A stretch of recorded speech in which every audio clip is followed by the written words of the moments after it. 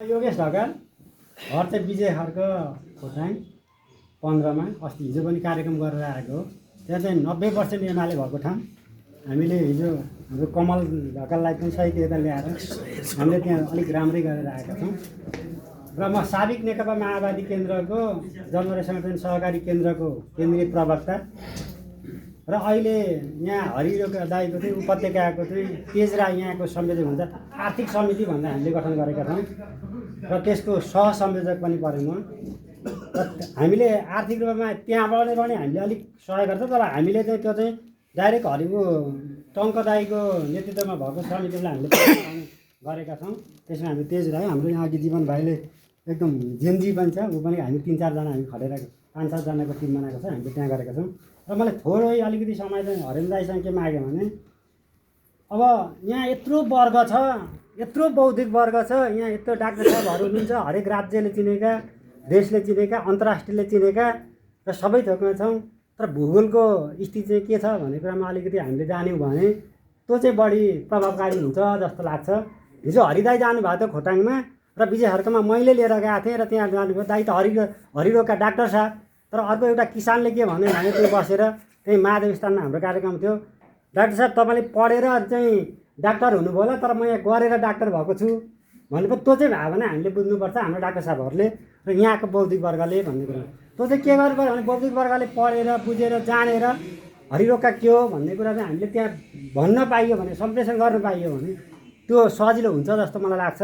र हामी नेपालीहरूलाई एउटा बानी चाहिँ के गरिएको छ भने मैले तारामा हाल्ने गरेको थिएँ, अब उसलाई केमा हाल्ने, सूर्यलाई हालेको तारालाई किन हाल्ने, रुखलाई हाल्ने किन, हामीले त लाग्छ धरेन दाई हामी यहाँको वर्गले लाग्छ होला हामीलाई राप्रपालाई सहित हामीले पैसा भोट हालेका छौँ भने हामीले एउटा अर्का भोट हाल्न चाहिँ मैले एमालेलाई पनि भोट हाल्ने, अर्कालाई पनि भोट हाल्ने, सूर्यलाई पनि रुखलाई पनि बानी बनाएका छौँ। त्यस कारण हामी चाहिँ धेरै असत हुन्छ जस्तो लाग्यो। मैले थोरै टाइम लाग्यो। र हाम्रो खोटाङको मतदाता चाहिँ हाम्रो 1,47,120 छ। अब त्यसमा चाहिँ लगभग 50% झऱ्यो भने 73,000 जति हुन्छ, 73-75 जति मत हुन्छ। त्यहाँ चाहिँ 15 जना उम्मेदवारहरू हुनुहुन्छ, 15 जना उम्मेदवार हुनुहुन्छ र त्यहाँ 10वटा स्थानीय तहमा आफ्नै पालिकाहरू छन्, त्यसमा हामीले पुर्याउनुपर्छ जस्तो लाग्छ। र हरिरोका दाईलाई मैले अस्ति पनि भने हाम्रो समिति धेरैचोटि भने हाम्रो अर्जुन दाई पनि हुन्छ यहीँ, उहाँ हामीले धेरै भयो गर्नु 35 वर्ष मुनि माथिकाले हरिदाईलाई हामी कसैले चिनाउनु पर्दैन, प्रत्येक हरिदाईले चिन्छ। तर 35 वर्ष मुनिकाले हुइज हरि भन्छ, त्यो चाहिँ तपाईँ हामीले भन्नुपर्छ। यो बौद्धिक वर्ग हामीले यहाँ बुझेका मान्छेले, त्यहाँका मान्छेले चिनाउनुपर्छ। त्यो भोट हाल्ने मान्छे त्यही हो। र 7,000 चाहिँ अहिले नयाँ थपेको छ खोटाङमा, ती 7,000ले चाहिँ हामीले भोट हाल्दैनन्। हाल्ने बनाउने काम चाहिँ हाम्रो बौद्धिक वर्गको हो जस्तो मलाई लाग्छ, बाबुआमाको छोराछोरीको जस्तो लाग्छ।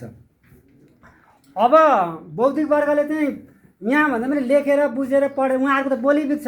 योगेश ढकाल जस्तो अर्जुन दाईहरूको यहाँ हामीले त किन हामी त पार्टीका ट्याग लागेका मान्छे हौँ, हामीले यसको त हरिलाई नबोकेर कसलाई बोक्छ भन्छ। तर तपाईँहरूले भनिदिनु भयो भने चाहिँ हरि चाहिँ बेस्ट छ भन्ने भन्छन्। र ती उम्मेदवार भन्दा नि सबै राम्रा छन्। फेरि बिर्काजी दाई पनि राम्रो, अर्को हाम्रो उदाय देवीक्रम दाई पनि राम्रो छ। बेस्टमा पनि बेस्ट चाहिँ हरिरोका हो भन्ने कुरा चाहिँ तपाईँहरूले भनिदिनु पऱ्यो त्यो जस्तो लाग्छ मलाई। अनि अर्को चाहिँ यहाँ हामीले के गर्छौँ भने अब हरिरोकालाई दिँदा भने खोटाङको मात्र समस्या होइन, हामीले सबैको समस्या समाधान गर्न सक्छौँ भन्ने कुरामा एउटा गर्नु पऱ्यो। अघि हाम्रो जय दाईले भन्दै हुन्थ्यो अर्थमन्त्री खोटाङले पाउँछ भने किन नगर्ने त भन्ने हुन्थ्यो। त्यसको लागि अर्थमन्त्री बनाउने अवस्था चाहिँ हामी पुर्याउनु पऱ्यो, वर्ग नभनौँ सबै भनौँ। र अर्को चाहिँ कस्तो छ भने यो आजको स्वतन्त्र समूह भनेको चाहिँ जनताले पत्याएको, चिनेको, बुझेको, जानेको र उच्च वर्गले चिनेको र तलका जेन्जी भाइ बहिनीले 35 वर्षले पनि चिन्छन्। त्यस कारण हरेन दाईहरूको ग्रुपले चाहिँ गर्नु भने 35 वर्ष मुनिका भाइ बहिनीहरूलाई पनि हरिरोका यो हो, यसलाई चाहिँ यसपालि सहयोग गर्नुपर्छ है भने हजुरको यो स्वतन्त्र समूहले गरिदियो भने राम्रो हुन्छ। र हामी त पढेका, अब यहाँ तपाईँहरू गुरु हुनुहुन्छ, मलाई धेरै किन गर्नु, परीक्षा दिँदाखेरि विद्यार्थीलाई घोटाइ गरेको छ, एकदम पर्फेक्ट बन्छ। परीक्षाको दिन उपस्थित भयो भने त अवश्य फेल हुन्छ।